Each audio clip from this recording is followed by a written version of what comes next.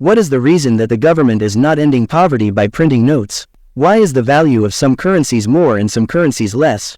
And why countries are trading in US dollars in place of gold? Why in US dollars and not in other currencies? Who is deciding this? And if someone's deciding, then why are we agreeing to this? And what happened in history that all the countries agreed to make the US dollar a global currency?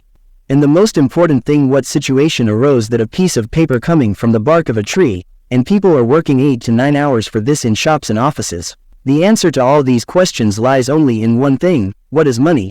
And how did it evolve? When you have to sell a second-hand thing, then how will you decide its price? Assume you have an old mobile, and you will sell it for $100. And thousands of people will come to your doorstep to buy that mobile. Then what will you do in that case?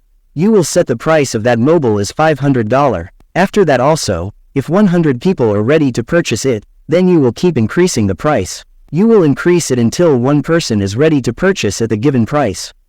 In the same way, all over the world, prices of all the products are decided. It is named demand and supply.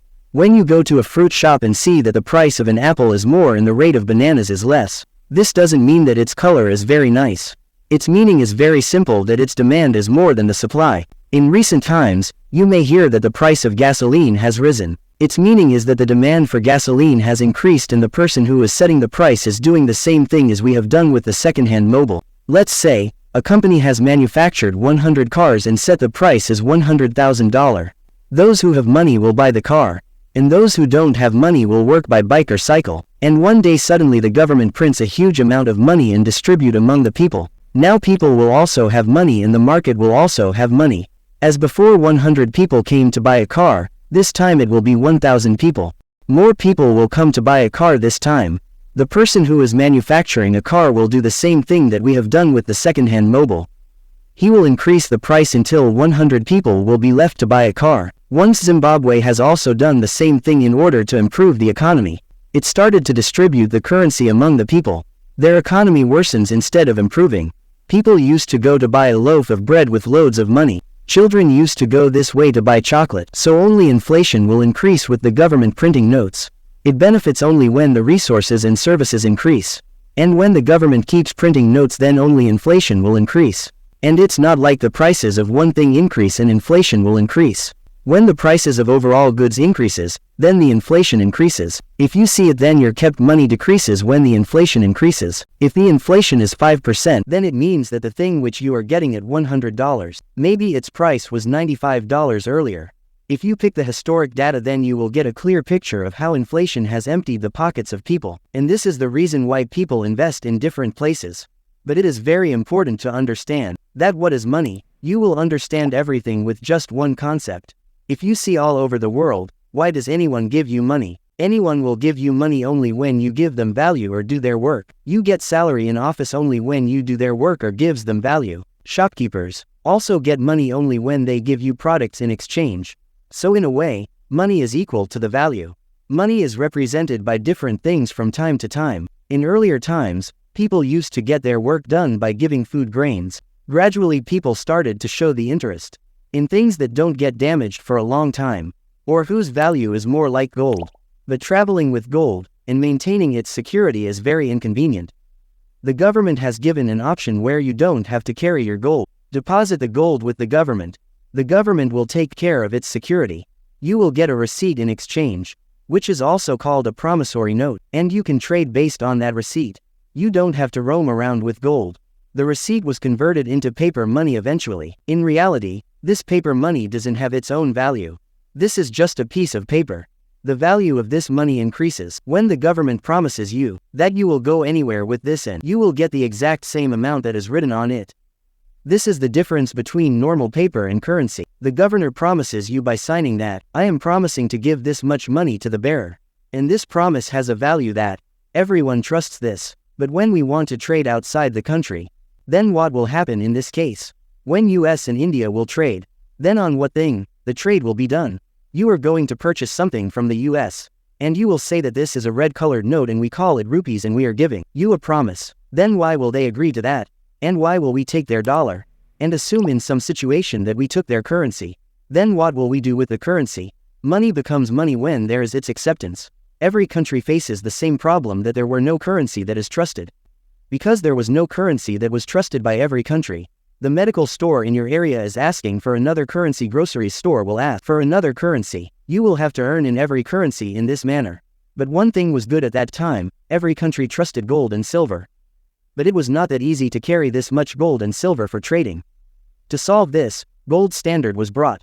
In this, the currency of the country was attached to gold. What is the meaning of attached? It is a hypothetical situation.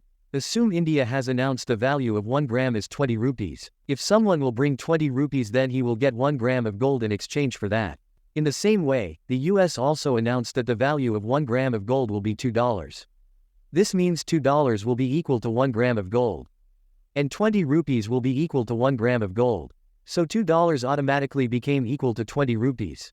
If we want to calculate the value of $1, then it will be equal to 10 rupees.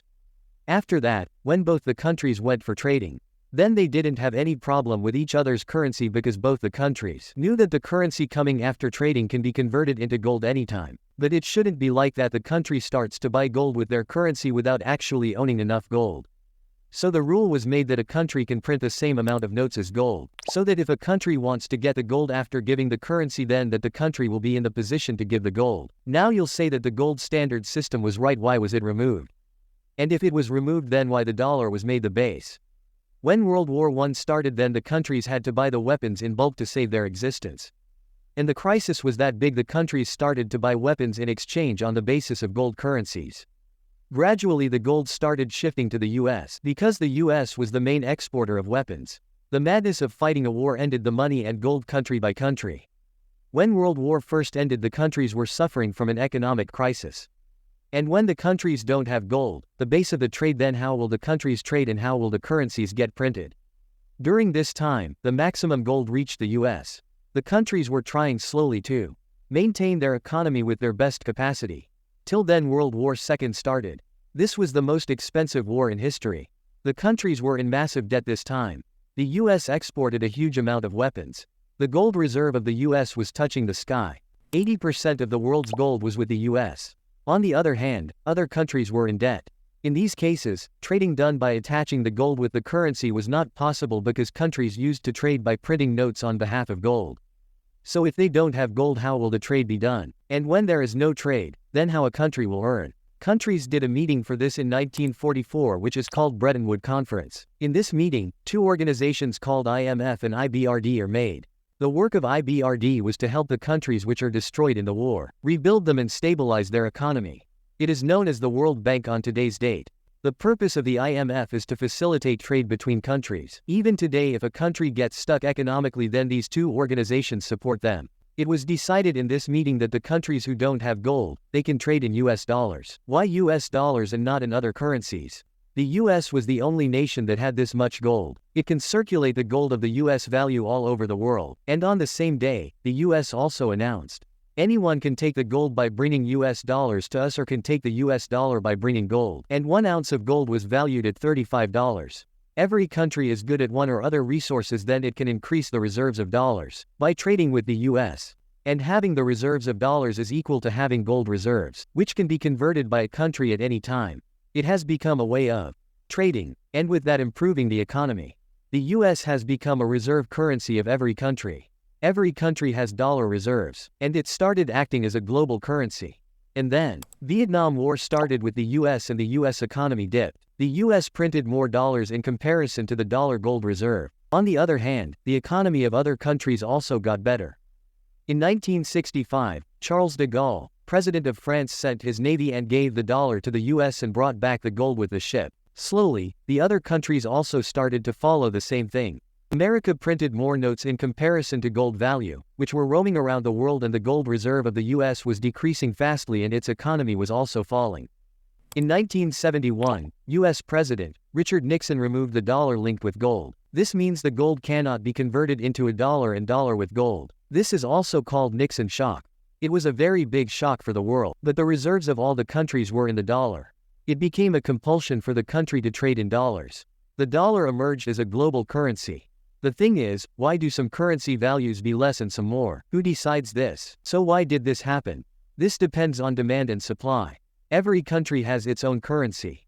If you want to take goods or services from any country, then you have to buy it in the currency of that particular country. When you visit that country, then you change your currency from the exchange. After that, you will be able to purchase something. In fact, when you purchase the products of Europe or the US online, then first you have to buy euro and dollar. Then you have to give your currency in return, which is called an exchange. Then you can purchase anything. You don't get to know these things because the bank does this on your behalf. So the country which produces more valuable goods, whose services and resources are in demand in other countries, the value of the currency of that country is more in the other countries due to their need to purchase that country's currency by giving their currency. This means that the demand of that particular country has increased. And when the demand increases, then the rate of that currency increases. If a packet of bread in Spain is for €10, and the same brand of bread packet is $20 in the US, and we want to calculate the exchange rate, then a very simple way is that we will do 10/20ths. These exchanges also have 3 types. The example of bread that I've told you is called a floating exchange, where the rate is changed on the basis of demand and supply. The second is fixed exchange. Some countries fix the exchange rates among themselves. Like the rate is fixed between Saudi and US. $1 equals 3.75 Saudi Riyal. This doesn't have anything to do with demand and supply. The third is managed exchange. There is a range in this. Assume you have set the range from 3 to 5. The rate will change on the basis of demand and supply, but it will not go below 3 and above 5.